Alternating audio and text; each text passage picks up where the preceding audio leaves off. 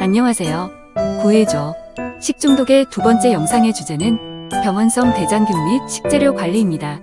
기온이 높아지면 세균성 식중독이 발생하기 쉽습니다. 세균성 식중독 중 대표적인 균인 병원성 대장균과 식재료 관리 방법에 대해 알아보겠습니다. 병원성 대장균, 식재료 관리 순으로 진행하겠습니다. 병원성 대장균은 무엇일까요?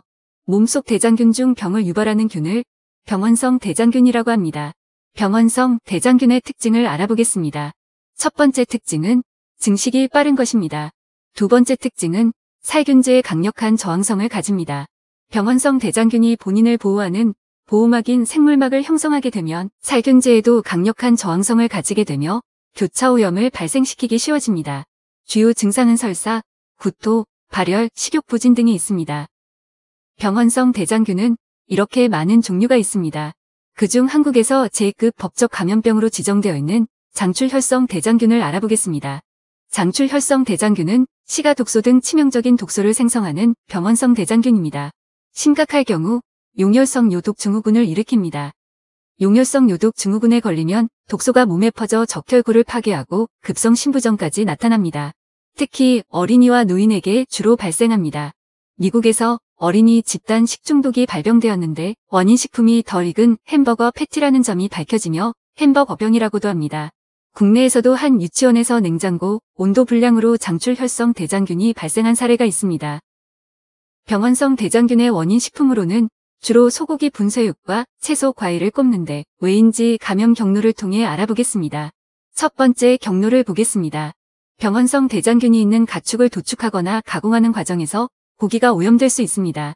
오염된 고기를 제대로 익히지 않고 섭취하면 병원성 대장균에 걸리게 됩니다. 두 번째는 가축의 분뇨가 환경에 유출될 경우 채소와 과일에 오염되고 그것을 충분히 세척, 소독하지 않고 섭취하면 병원성 대장균에 걸립니다. 세 번째로는 설사 환자가 배설물을 처리한 후 손을 씻지 않았을 때 음식을 통해 전파될 수 있습니다.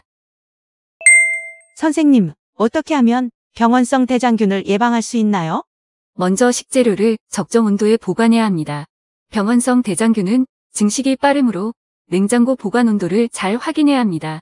다음으로 익혀 먹기, 생야채 세척, 소독하기, 위생적인 조리기구 사용하기, 칼, 도마 구분 사용하기, 손 씻기가 있습니다. 두 번째 챕터는 식재료 관리입니다. 먼저 표시사항에 있는 식품의 식재료 관리 방법을 알아보겠습니다.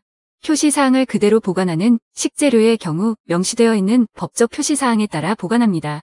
이 식재료를 소분하여 보관할 경우에 표시사항 스티커를 부착하고 기존 표시사항을 보관하도록 합니다. 소금이나 설탕처럼 제조일자만 있는 경우는 제조일자를 기재하고 원산지라는 원산지 표시 대상 식품일 때 기재합니다.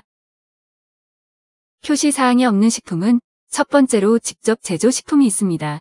위 식품 같은 경우는 급식소에서 직접 제조하여 보관하는 식품으로 다진 마늘, 김치 등이 있습니다. 제조일자와 폐기 예정일을 기재하고 원산지 표시 대상 식품일 경우 원산지란에 기재합니다. 내부 전처리 식재료는 하루 이상 보관 시 표시사항을 부착하여 보관합니다. 제과점 식품에 관한 식재료 관리는 집단 급식소에 하나입니다. 집단 급식소는 당일 제조 가공한 빵류, 과자류 및 떡류를 당일 구입하여 제공하는 경우 이를 확인할 수 있는 증명서를 6개월간 보관해야 합니다. 증명서는 제품명, 제조일자 및 판매량 등을 포함해야 합니다. 선생님, 1차 농축수산물이랑 교사용 식품 관리 방법도 알려주세요. 자연 상태의 농축수산물은 입고일 스티커를 부착한 후 선입 선출하여 관리합니다. 교사용 식품도 마찬가지로 소비기한과 표시사항을 관리해야 합니다. 예를 들어 교사용 김치를 직접 제조하여 보관할 시 위 사진처럼 표시사항 스티커를 작성하여 부착합니다. 또한 당일 급식을 교사용으로 보관할 경우에는 반드시 제조일자와 폐기 예정일을 당일로 명시하고 당일에 폐기해야 합니다. 이번 영상에서 병원성 대장균과 식재료 관리 방법을 알아보았습니다. 구해줘. 식중독 영상이 급식소에 도움이 되길 바라며 다음에도 유익한 내용으로 돌아오겠습니다. 감사합니다.